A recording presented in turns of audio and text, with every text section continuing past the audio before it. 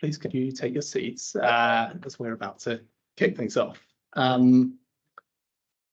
think, yeah, we let everyone in on the virtual audience, but yeah, firstly, good afternoon. Lovely to see you all, and thanks very much for coming as well. So welcome to this afternoon's CRP conversation session. Today we have a special theme session on clean air freight and our clean air freight programme, which is all about how to unlock spaces to reduce the number of deliveries coming into central London and increasing the number of cycle logistics deliveries across London. We'll be hearing from the Future Vehicles company, Infinium Logistics, on all things consolidation, micro logistics and cycle freight. So to do this, we will have presentations from Ben Knowles, who is founder of the Future Vehicles company and former founder and CEO of PedalMe, who will be presenting on learnings from the largest cargo bike only fleet in the world and how he thinks we should grow the sector as well. We've got Ed Cox, Business Support Manager for Hyperlocal at Infinium Logistics, who will be presenting on how to unlock spaces for micro logistics across London. And Fiona Coull, Programme Manager at Crossriver Partnership, who will be presenting on CRP's innovative projects that are changing how deliveries are coming into central London, as well as distributed across London from that point. We'll then open up to some questions from the audience and ask any pre-asked questions that have been submitted to us on Eventbrite.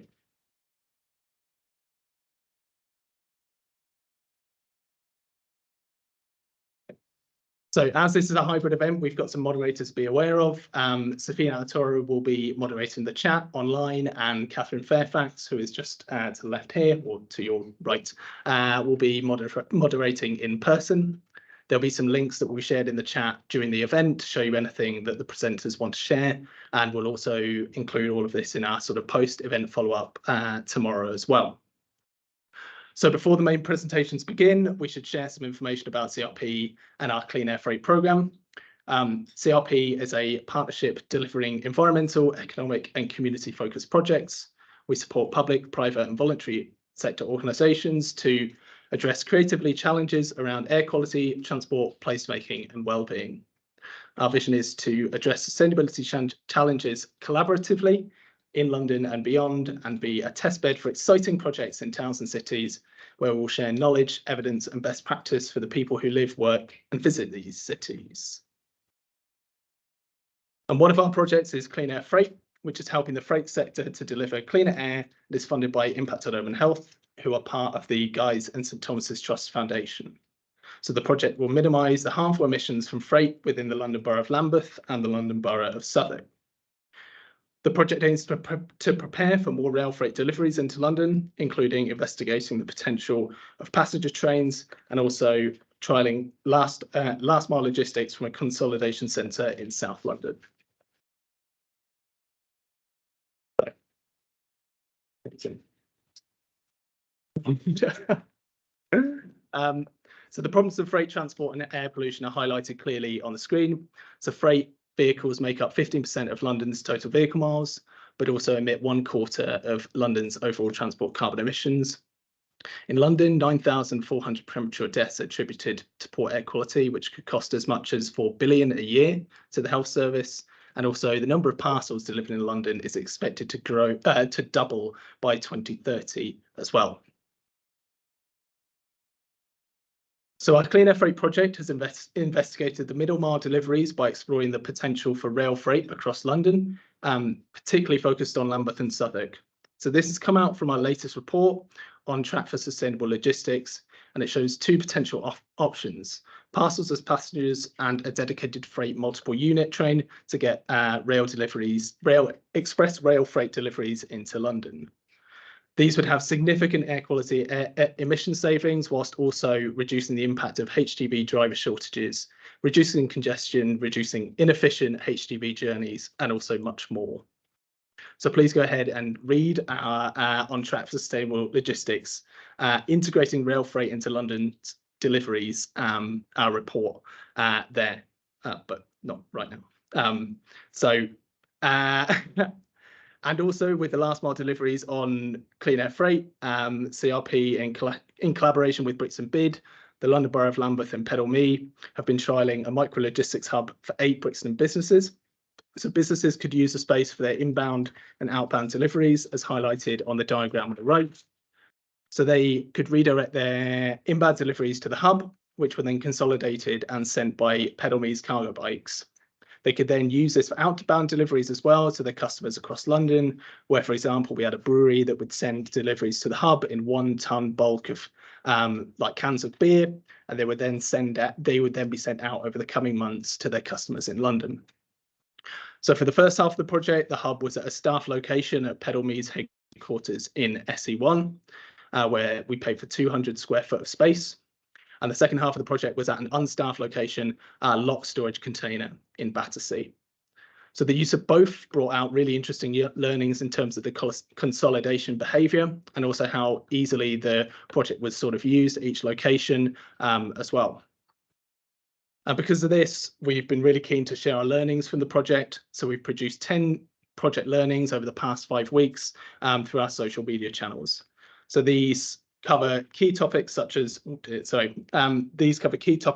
finding the right land for logistics, engaging with businesses, and also how the hubs ran at each location and their impacts on consolidation. So you can find all of the learnings now on our social media accounts.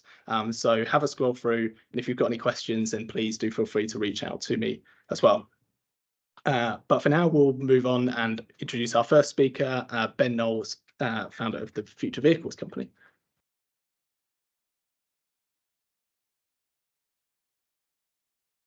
Hello, everybody. Okay, so you need me to stand here for the camera, is that correct? Yes. Cool. All right, cool. I quite often like to walk around. Okay, cool. So I was asked to give a brief talk on what was holding up cargo bike adaptation in the UK and in London.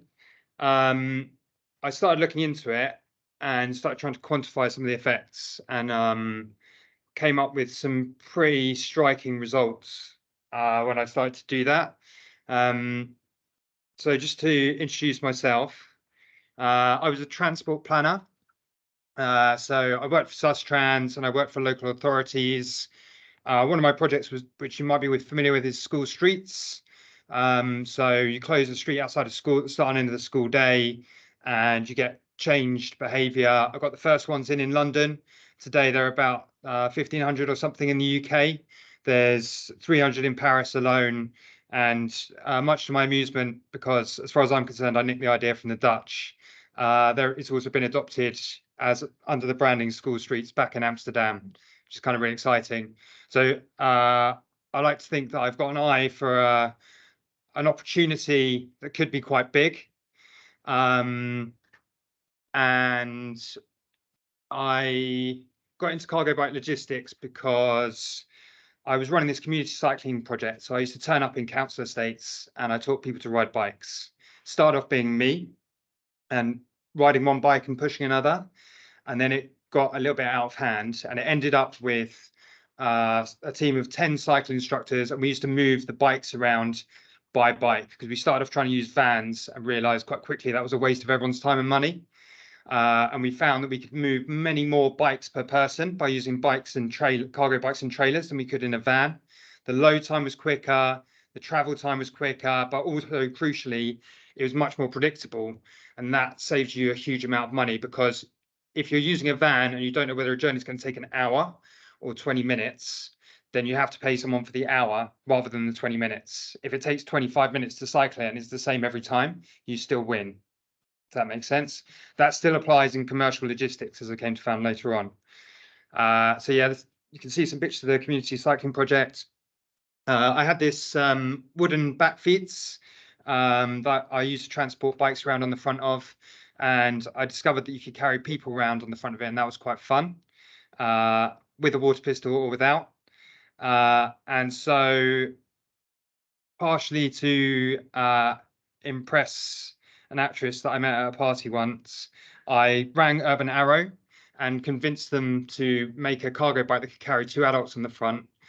And then that got really out of hand and turned into Pedal.me. So I grew that company to 100 people. We started off transporting people around, but discovered quite quickly that we've only got 2 bikes. It's quite difficult to compete with Uber's 20,000 odd. I still think that there's a very strong case for passenger-based cargo bike logistics. It remains one of the biggest sectors in London's logistics market, and for the same reasons that I believed it would work well when we started, I still believe that's now, but you need a lot more scale in order to get the pickup times down and make it reliable. And you also need vehicles with better weather protection. But anyway, we discovered that by training people to ride with 2 adults on the front, that meant that you could use 2-wheeled bikes to cover ground quickly, but also carry much bigger loads. Really, really big loads. This picture on the top left of your screen, that's a load of boxed flowers coming from Hounslow. That is some 250 boxes of flowers. A transit van could fit 170. And the journey time reliability was still much better, even covering that kind of distance from Hounslow. On the right-hand side of your screen, you can see a heat map of PedalMe's movements. It's actually from September 2020. So people often have ideas about bikes only being able to cover short distances. But if you have people that know what they're doing, and you have the right supporting culture, then you can use cargo bikes to cover really great distances. I think the record covered in a day was something like 115 miles, which is definitely more than you could hope to cover in a van getting around London. And that's because cargo bikes are quicker. So I stepped down from PedalMe about August last year and have been taking a break and hanging out in nature and the like. And 10 weeks ago, I set up the Future Vehicles company with an engineer called John Hale. And what we're doing is we're doing bespoke fabrications for cargo bikes and, in this case, cargo bike trailers. So there seems to be quite a few gaps in the market, and we're able to do bespoke fabrications that are pretty reasonably priced, using really, really good quality engineering. And we do lots of fancy stuff in computer modeling. It's kind of quite fun. But really, I'm here to talk about the wider benefits of cargo bike logistics and how we make the sector much, much bigger. So I'll just leave this slide with you for a second.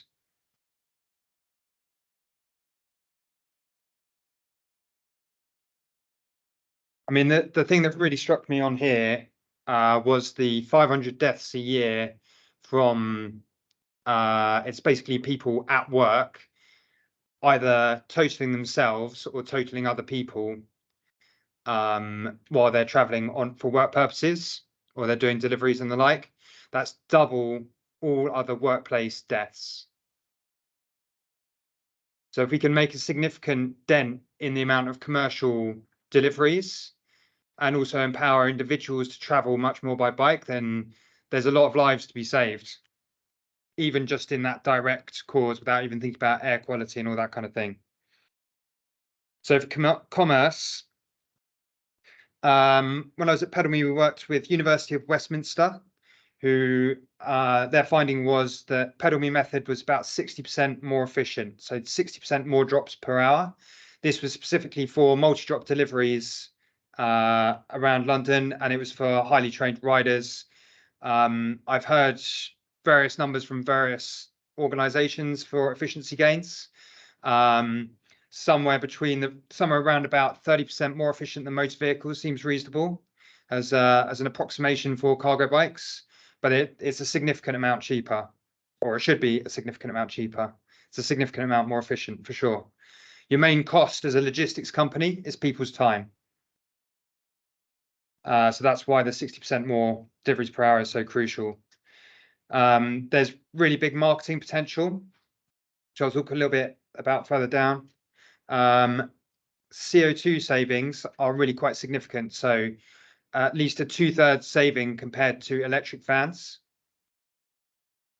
And it tends to go along with better working conditions because of the nature of the work. It's much more highly skilled. The skills are much more sought after, and that rebalances things between employee and employer, and that means that employees can demand better working conditions, and there are higher expectations. There's more competition for those skills. And finally, there's 0 known deaths from e-cargo bike operations. That contrasts with the 500 deaths a year that are from all business movements in the UK by motor vehicle. So where are we up to? These are very, very rough figures because I don't know that there are any official figures out there. But this was my estimation, and something like 20-30 cargo bikes involved in deliveries in 2017 to 500 plus today. We've got some traction with larger retailers like Amazon. Every have also started. I saw that they were announcing a rollout of use of cargo bikes in London. There's loads of cargo bike companies that sprung up but then fallen away. Honourable mentions to ZFI, Pedal and Post, Hereford Pedicargo, and Pedal Me for staying the course. Yeah, I think we're at a tiny, tiny fraction of what is possible in London and everywhere else. So why aren't we achieving more? Well, I started writing down this list, and I don't expect you to read it all because there's a lot on there. But what I then did was I took this list and I put it in a spreadsheet, and I started trying to quantify the impacts of each factor from what I know about where our revenues were going at Pedal Me, and also in consultation with other cargo bike operators and MP Smarter Travel, various other people who are knowledgeable in the sector. And the aggregate efficiency gains that are possible are significantly over 100%. So today's cargo bike operations are running at less than 50% of their potential efficiency. And that's, in my view, because of chronic underinvestment in this space. And there are a number of reasons why I think that is. A quick summary of my findings here. So to be clear, if we can make cargo bike operations 100% more efficient, that doesn't just mean that we get 100% more work. Because if we can be 100% more efficient, that halves the price to the customer. And that doesn't just double usage of cargo bikes, it completely transforms how logistics are done. So there were 6 tier 1 challenges. And the biggest ones I just wrote up here. I felt that lack of market and customer understanding of potential was a really big source of drag. I think anyone who's tried to encourage businesses to use cargo bikes would fully agree with me. All right, Ted? But I think, I mean, the biggest single thing is probably better optimization, load balancing, and routing tech products. Because the modeling that I've seen shows that there's far more than 50% improvements in efficiency just from getting that right. Better maintenance management, performance management, these are not difficult tools to generate, but we are in a situation where there's far too little investment in the sector. There is not enough money to resolve even quite simple problems. And the CEOs of cargo bike logistics companies are spending too much time riding bikes. And then there were 10 tier 2 challenges and opportunities. Each one I thought could result in more than 10% increase in utility or reduction in costs. Couple of ones just wanted to pull out here. Gig economy. So the gig economy allows people to evade tax at multiple steps in the process, and also evade responsibility to their staff. And that means that the cost then doesn't just disappear, but when people are out of work, that cost is borne by society when they're sick or when they are unable to work because there's not enough demand or similar. Like if there's a pandemic, then these people get ditched and then the state has to carry the can for that. And I wonder how good that is for our society as a whole.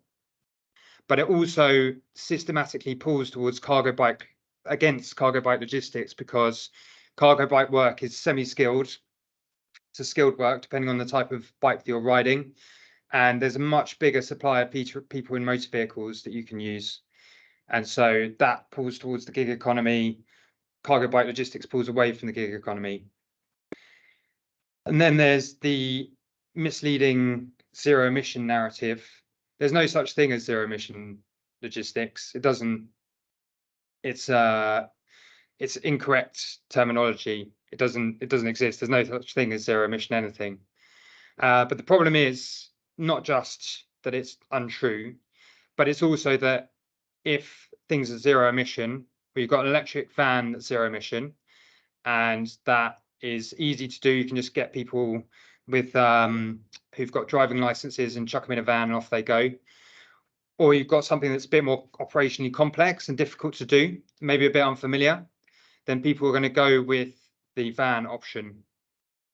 And I think that that's probably quite a big cause of underinvestment in the sector too, because people don't understand the CO2 advantages that cargo bikes can bring. So the key underlying challenge is chronic underfunding of innovation, underinvestment of the sector. Loads more funding is needed, likely billions, to achieve full potential.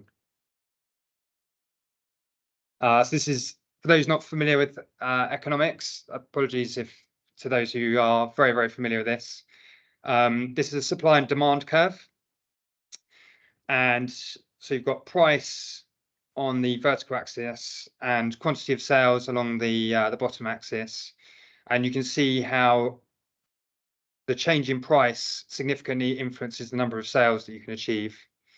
You can also, between line D1 and D2, I hope this is speaking to you, you can increase the value of your product by, for example, having a differentiator from electric vans, and that would increase the value of your product and allow you to make more sales at the same price. Okay, so how do we flip the script? So first of all, the analysis that I've done is really, really, really crude and doesn't, there could be much better precision and therefore much more heft behind this analysis. So please help me make it a lot better. Cargo bikes need more investment, lots more. At the minute, right now, Pedal and Post are crowdfunding. If you know people who might be interested, spread the word. But more broadly, if you know people that could be influenced to invest in the sector, then please do encourage them to do so. If you reach out to me, I will connect you up with whoever I think is most appropriate. Obviously, PedalMe is great. You should definitely invest in them. But there are plenty of other opportunities out there to invest in the sector, in tech, in building vehicles, and in service-based providers. Please consider avoiding referring to cargo bikes as zero emission, because it really makes it difficult to challenge other uses of that terminology if we're not also being honest about our own emissions. And cargo bikes need PR. No journalist mentioned the idea of them doing a story. We need more coverage. We need more awareness of the potential of the sector. Much more research is needed in this sector to beef out the evidence case. I asked someone from the DFT why they were not doing more to support cargo bikes, and in their answer, they implied that we'd already reached saturation point for cargo bikes in London, and that he thought that there weren't really many more deliveries that could be done. And we've really, really got to get through to people and help them understand that there is huge, huge potential here. And I said here, significant opportunities from collaboration to solve some of these problems collectively. Apologies for all the times I was really rubbish at being contactable when I was running PedalMe, because there was just quite a lot going on. But I can see from where I'm standing now that there is real need for collaboration to not just, there's no point being the biggest minnow in a tiny pond when you could be a reasonable sized fish in a big sea. This is one example of an advancement that could be made that I've been thinking about for a while, and could significantly increase the range, carrying capacity. I was thinking of this could either be like a van replacement, but it could also be an individual person's replacement for a motor vehicle. And it's the sort of thing we're looking at doing with future vehicles, where we're combining understanding of physics, materials, and bring that together with the understanding of the needs of cargo bike users. For myself, I use a cargo bike every day because I've got one, so why wouldn't I? So in summary,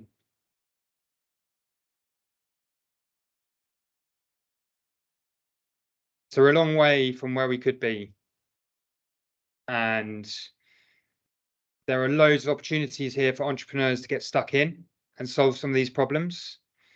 But there is also a place for charities, government bodies, and we just need a lot more money in the sector. And finally, there's significant opportunities for more collaborative working. If I can help in any way, I will. Let's do it.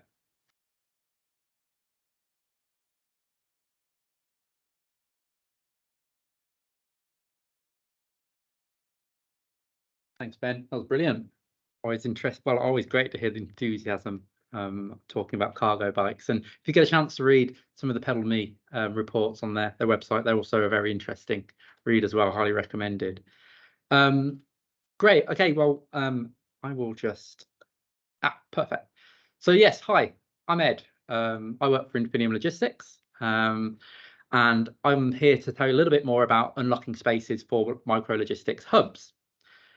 Just before we get started, a little bit of background into Infinium. Infinium was founded in 2019, and our focus or our mission was to decarbonise and is to decarbonise the supply chain. We take a multifaceted approach. This includes, amongst those business streams, micro logistics in hubs in the UK and Europe, and other out-of-home solutions such as parcel lockers, which is also very closely tied into the hubs that we provide, as well as transition for EV fleets, commercial vehicles providing infrastructure for that. So why do we need to unlock spaces for micro logistics? I think it's really exciting time for logistics right now. Undoubtedly, the world is changing. Three of the driving factors which come to mind, of course, is the acceleration of e-commerce. Some 28% of all retail purchases are made online, involving customer demand as well. So deliveries have gone from 5 days to 2 days to 2 hours, and changing cities, of course. Over the next few years, it'll be extremely difficult to drive a vehicle or any type of van or car into a city centre. And that's where we come to London specifically. And some of the information on the screen now, you'll note that there's some 40,000 registered light logistic vehicles driving around the City of London today. But already we have seen a shift where our clients in our hubs are already replacing traditional vans for other modes such as cargo bikes. Some of our clients quote as much as 1 van per bike has been taken off the road, carrying some 120 packages a day. So what is a micro hub?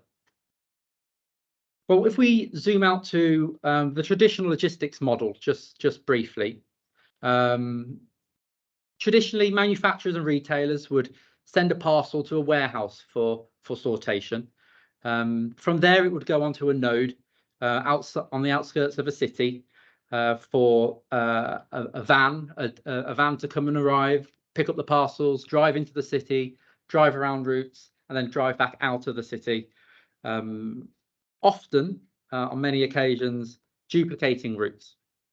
So getting vans driving around the streets quite often. I'm sure you've probably seen it.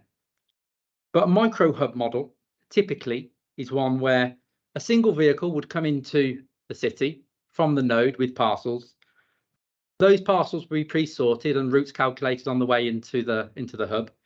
The parcels would be taken off the van directly onto a cargo bike.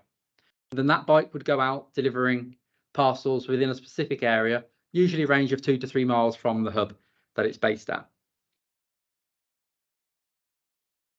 So what is a hub itself? Well, a hub can be essentially a small warehouse. So we're talking in size anything from about 800 square feet upwards, of course, located in an urban area with that range where they've got sufficient capacity to deliver to customers outside. But a hub can be underutilized existing assets that any landlord, local authority or estate management company owns. We're talking car parks, depots, land and spare buildings. Typically, they're used for electric vehicle park and charge, final mile delivery and fulfillment.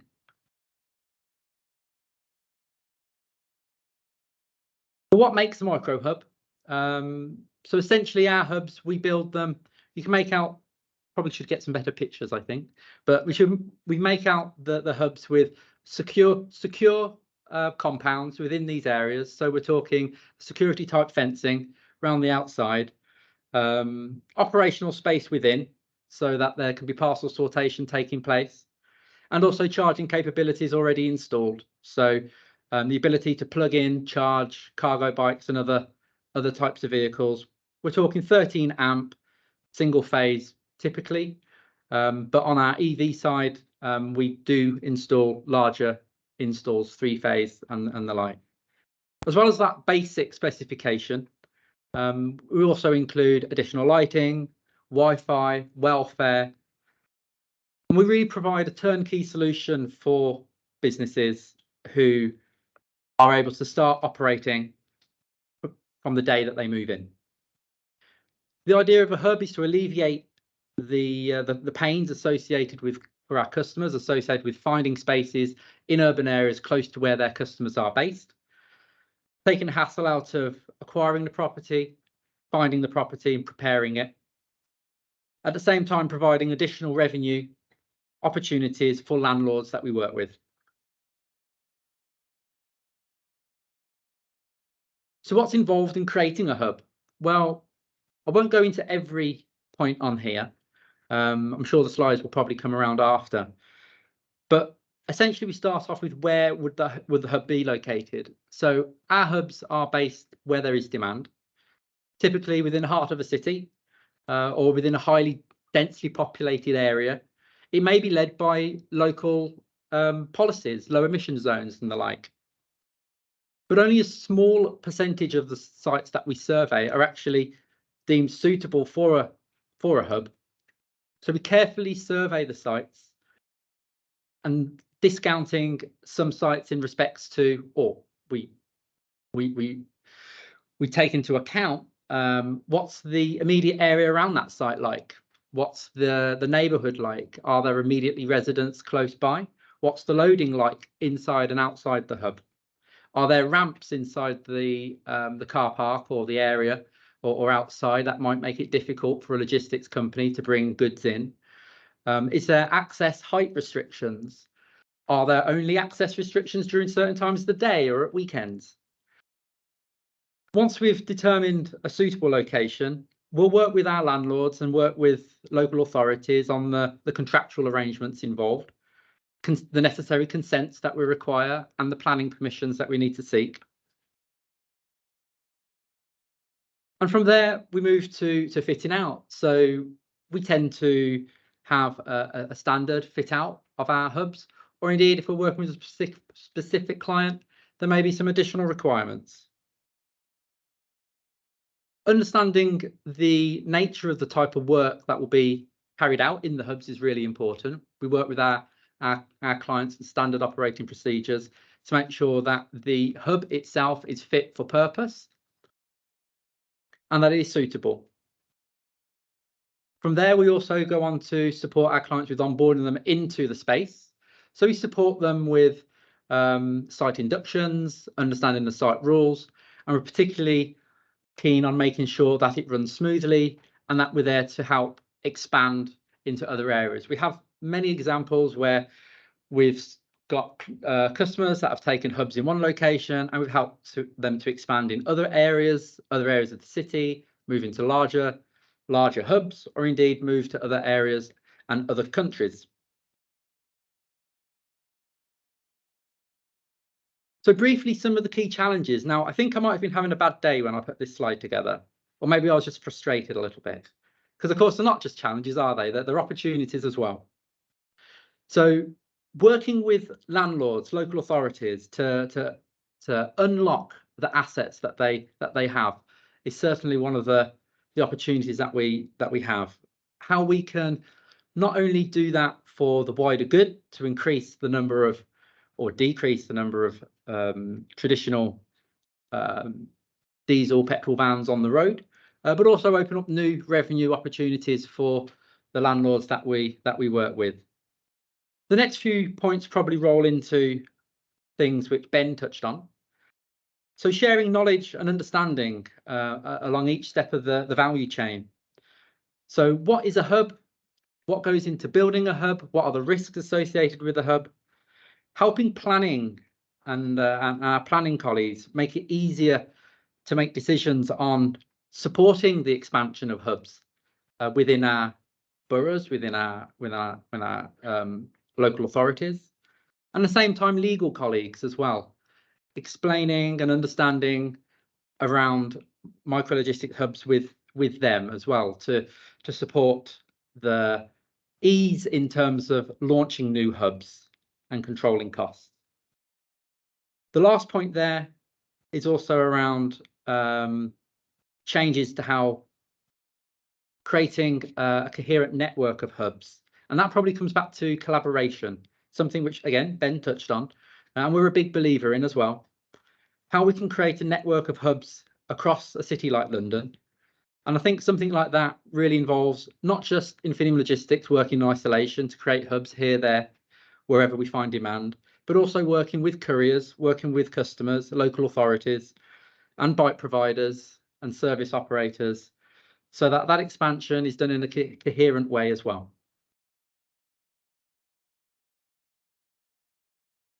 So our future plans, what's involved, what's coming up with Infinium? Well, we currently have 11 sites in the UK, 5 in London, and we're in planning for opening further hubs in Europe, including Amsterdam, Oslo, and Copenhagen.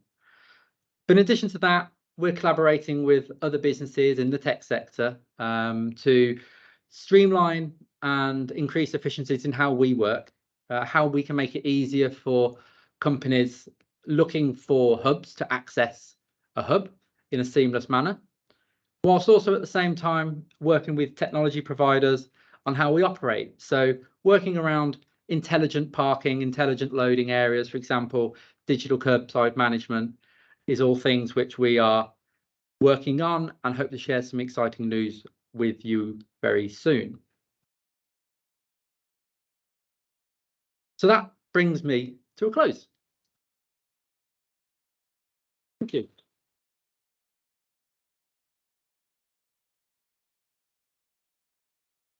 Brilliant. Thank you. Thank you very much, Ed. That was really interesting. Brilliant. So my name's Fiona Coull. I'm a programme manager at CrossRiver Partnership, and I'm going to be talking to you a little bit about kind of bridging the two presentations we've just heard. So how kind of cargo bikes can be integrated into green logistics solutions in London. So I won't go into too much detail on this because I think we've already heard a lot about the opportunity around cargo bikes. But I think the interesting thing for me is probably the point that in 2020, 450 million parcels were delivered in the capital, and 80% of these were delivered by road. And as we've already heard, these parcel numbers are likely to double by 2030. So bearing that in mind, I think that highlights how cargo bikes are one of the ways that we can address the problems that would be associated with that situation. And the fact that a single cargo bike replacing a diesel van can save 5 tons of carbon emissions per year highlights how they can be an effective, sustainable delivery alternative. But I did want to point out that cargo bikes don't need to be considered as a standalone delivery method. Of course, there are instances where this can be the case. However, there's also a really big opportunity to integrate cargo bikes as part of other sustainable solutions, particularly for the last mile. And I'm going to touch on this in a little bit later. Oh, apologies, I didn't change the slide. There you go. Those were the stats I was referencing. So just a bit of background on CRP's involvement with cargo bikes. So CRP has actually been delivering cargo bike schemes for several years now as part of our various projects. So for example, as part of our Clean Air Villages project, CRP worked with the London Borough of Merton and the Love Wimbledon Business Improvement District to trial a free cargo bike and delivery service for local businesses near Wimbledon Town Centre. Through the trial, businesses had the opportunity to save money and reduce carbon emissions on deliveries, whilst getting a better understanding of how cargo bikes could be used as part of the delivery process and the benefits that they could bring. Zero E delivered the service, and the scheme actually resulted in 40 kilograms of CO2 being saved as a result of 129 successful deliveries. Another cargo bike scheme that CRP was involved in was the Streatham Bid Shared Electric Cargo Bike for Businesses. This scheme involved the bid procuring an e-cargo bike and employing a dedicated rider to carry out deliveries for the bid's business members. The scheme helped to save 90 kilograms of CO2 and 173 grams of NOx over a year. And Louise, the bid manager, said, "The project has done so much more. It has been a way of connecting businesses to their customers, building relationships, and creating a sustainable method for both businesses to businesses and business to consumer sales." So finally, CRP has also been supporting our partners to implement the Our Bike scheme in their boroughs. This scheme is an app-based community scheme that allows residents and businesses to hire a cargo bike by the hour. This allows them to carry out deliveries themselves, and every user is required to undergo a free onboarding session so that they're able to safely use the bike. Councillor Adam Harrison, a Cabinet member for Sustainable Camden, said, "By making the cargo bike cheap and easy to hire, we hope that both residents and businesses will see the benefits of this mode of transport over polluting motor vehicles for carrying out deliveries and transporting large or bulky items." However, as I mentioned a moment ago, cargo bikes can also be used as part of other sustainable logistics solutions, and this is what Cross River Partnership is now trying to focus on. So I just wanted to talk you through 3 different CRP trials where cargo bikes have been an integral part to the overall delivery process. These trials have been funded as part of CRP's Clean Air Logistics for London programme, a £1 million DEFRA-funded project led by Westminster City Council in collaboration with 10 project partners. The project aims to move more freight into central London via river rather than road, supported by low emission delivery methods such as cargo bikes. So the first trial I wanted to talk about is the London Light Freight River Trial, London's first daily multi-supplier river freight trial along the Thames. So as part of this, we worked with the Port of London Authority, Lyrico, Speedy Services, Thames Clippers Logistics, Grid Smarter Cities and Pedal Me to deliver the trial, which ran between Monday the 27th of February and Friday the 24th of March. The trial catered for the next day delivery market and also incorporated return deliveries, highlighting how the river can enable fast, efficient and consistent deliveries in a more sustainable way. Both cargo bikes and electric vehicles were used to deliver goods from the piers to their final destinations, ensuring that the overall delivery process was as sustainable and efficient as possible. The trial actually resulted in 3 vans being taken off London's roads, helping to reduce congestion, and it also resulted in 561 deliveries by cargo bike covering 392 kilometres. However, what was really amazing was the significant emission savings, with a 92% reduction in NOx and a 96% reduction in CO2 in comparison to the original delivery methods. We're actually in the process of collating the impacts of the trial into a public resource that we will be able to share with you all as part of our learnings, and it will provide information on the process of actually setting up the trial and also how those who were involved in it felt it went, so on. So do look out for that coming soon. However, we also actually ran another river freight trial in July and August 2022 as part of our Clean Air Logistics for London programme and our Clean Air Villages 4 programme. So this trial was slightly different. We worked with 12 partners to deliver office and janitorial supplies once a week from Dartford International Ferry Terminal to Woods Quay, which is located on Victoria Embankment. From here, the goods were then delivered by cargo bike to 20 businesses in the North Bank Business Improvement District. Again, I just thought I wanted to highlight the really positive impact on pollution, congestion and efficiency that this pilot had, because we found that if the pilot had continued for a whole year, the annual emission savings of NOx would have been would be 78%, and the annual emission savings of CO2 would be 88% when compared to the original delivery method and vehicles used. The trial also helped to improve congestion and efficiency because we found that it was far quicker to deliver the goods by boat, and on some occasions the vessel even arrived early. So we're currently in the process of reinstating this trial to move towards monthly bulk deliveries, as the suppliers involved felt that this is something that will be more economically viable for them to continue into the future. So hopefully following the 6 months trial, this is something that they'll be able to deliver independently, which will be obviously a really big achievement. So finally, to tie in with the micro logistics hubs, this is another green logistics solution that CRP is helping to trial as part of our Clean Air Logistics for London programme. Ed has obviously just provided a brilliant overview of what these are. So on the 17th of April, CRP and Westminster City Council launched a 6-month micro logistics hub trial in Pimlico. The hub is being managed by Infinium Logistics and deliveries are being carried out by Delivery Mates, a low emission courier. The hub works by receiving parcels associated with online orders from an electric delivery vehicle and then delivering them to their final destinations by electric cargo bikes, like the one that you can see on screen. It's estimated that the bikes will deliver around 2,000 parcels a day, and loading and unloading takes place within the car park in order to keep noise levels at a minimum and not disturb residents. So as part of the trial, Cross River Partnership will be monitoring elements such as noise impacts, vehicle miles reduced and emission savings, and will share these learnings once the trial has been completed. We'll also be sharing our experience of setting up the hub and the requirements that were needed so that other local authorities, business improvement districts and landowners have a helpful resource that can help them looking at setting up their own micro logistics hubs in their areas. So hopefully that's given a bit of an insight as to how Cross River Partnership is helping our partners to utilise cargo bikes as part of wider greener logistics solutions. We're continuing to develop these trials and initiatives as part of our future DEFRA-funded Smarter Greener Logistics programme. This launches in July, and you can find more about this. We'll circulate the link, but I'm sure it's being circulated in the chat currently. So yeah, thank you very much for listening, and fingers crossed we'll be delivering more logistics solutions with cargo bikes going forward.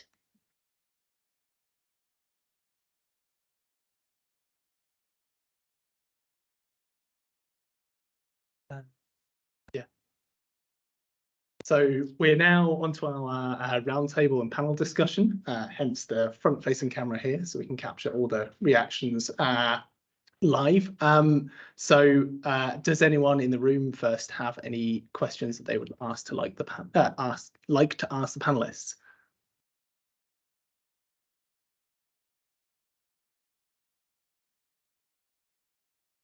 Hi, I'm David Kane. Both for Infinium and future vehicles, the use of cargo bike depends on essentially having a transshipment between one mode and another mode. Well, not all usually, in some ways, an extra transshipment versus doing it by van. And that typically in logistics costs a lot of money. That handling twice costs money. How's that included in the evaluation of the efficiency of the cargo bike solution versus the van solution? Okay. Right, yeah, very good question. I guess in terms of just from I suppose our experience with the view that that extra sort of touching of the parcels adds is an inefficiency. From some of our couriers, they're finding that there is actually a net gain in efficiency because they're able to relieve some of the pressure further up the chain. So before the parcels are arriving into the hub, they're able to pass down some of the work that would be doing in that delivery node down to the hub. So they're actually saving on some time and effort earlier in the process. That said, I can't speak for customer partnerships and the whether they're accounting for that into the research. But from our experience, we've found that some of our clients are telling us that it's a more efficient process because they can relieve the pressure on the distribution centres further up the chain into the hub.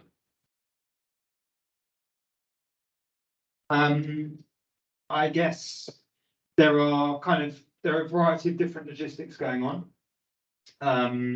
I'd say any time that you're using a van from an out of city location in to do like very distributed drops, then most of the time you could just replace that with a cargo bike.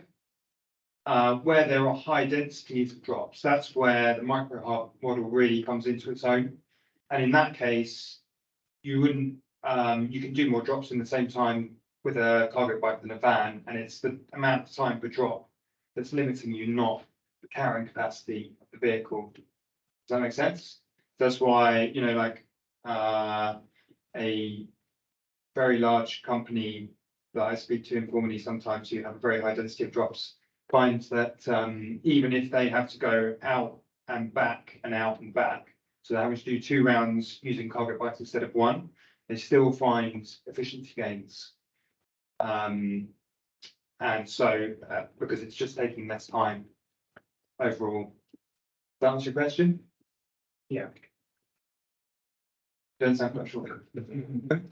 I think I don't know with very large companies, but it's very dependent on the size of your drop when you're dropping density, because at some point a van parked in an area with a very high drop density becomes a micro hub and everything's delivered on foot, and it's better than trying to transship input with a cargo bike.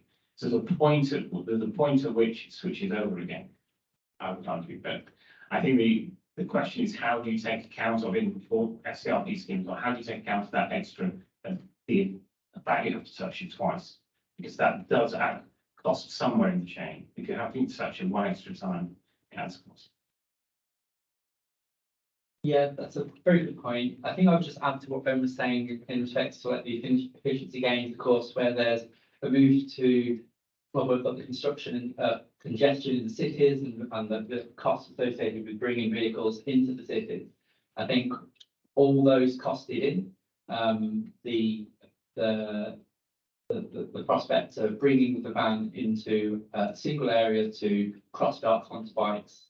I think that's where the efficiency gain rather than vans. And I think there's plenty of publications around. I think there's actually some publications that Hyperlocal have done before about the amount of time that vans are standing still, but you're still paying for the driver. So I think that's where some of the gains are sort of balanced out with having that extra step you describe it in the delivery side of things. Yeah, I guess there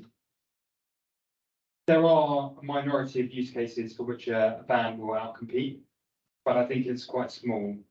And in terms of people on foot outcompeting people on cargo bikes, I think because what you'd have to do is you'd have to load up a backpack and then go out from your van, drop, return to. Whereas if you've got a cargo bike, then you just go to the location. Yeah, and I mean, like, it's even relatively large parcels, you know, it becomes impractical to carry it around on your back, and you can only carry 2, then you're going out, back. And I think overwhelmingly find what the logistics companies that have tried using cargo bikes for deliveries have found, it's a lot more efficient. Just that there are all these other sources of drag, which I alluded to in my conversation, which have kind of repressed the growth potential. Yeah, that was going to say. So actually in our river freight trial, we did a very detailed feedback for all of the companies, so Speedy Services, everyone involved, and Speedy Services actually have quantified the time and efficiency savings, and have basically said if it happened at scale, it would make it so much more economically viable for them, because the efficiency just does make it sort of cost effective, but obviously that requires the scale. So I'd recommend, once we've finished it, having a bit of a read of that, because it does touch on some of the thoughts that they have had about why they would like to continue a river freight service or develop one in the future if they can make it economically scalable. Shall we move on to another question? Is there one over there? Then we're back. Hi, I'm Alejandro. I was just wondering, for the three of you, if the moving of the markets from the City of London to Dagenham will, because of course it will create a big demand to move goods from East London into Central. If you're considering this as part of your, as an opportunity to increase and achieve that scalability that is missing from the picture at the moment. Shall we go to, yeah, Ed, would you like? Sure. So the moving of the markets from Midfield. yeah. Regional scale. Yeah. Sorry. I think it for us, I think it would feed into that wider sort of like network effect.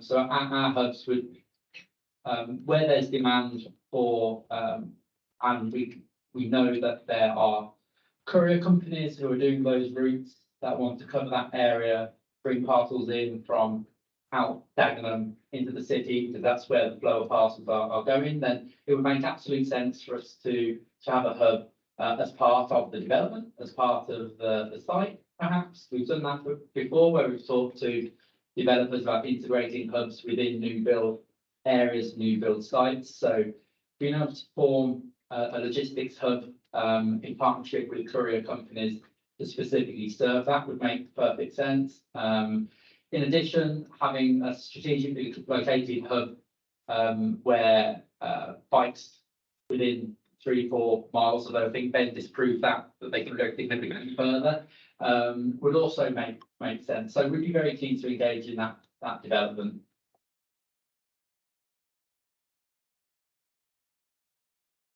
So I think there's a really big opportunity for river freight in terms of the relocation. I do believe it's something that people like City of London have already sort of started to consider.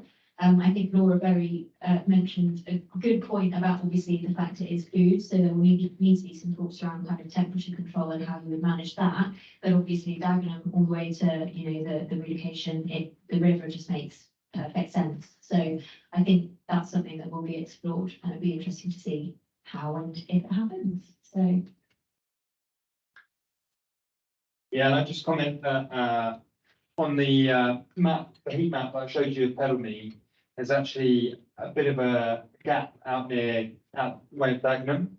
And the reason for that is because if you try really, really hard and you're willing to turn bits of your city into a wasteland, then you can make cargo bike logistics non-viable.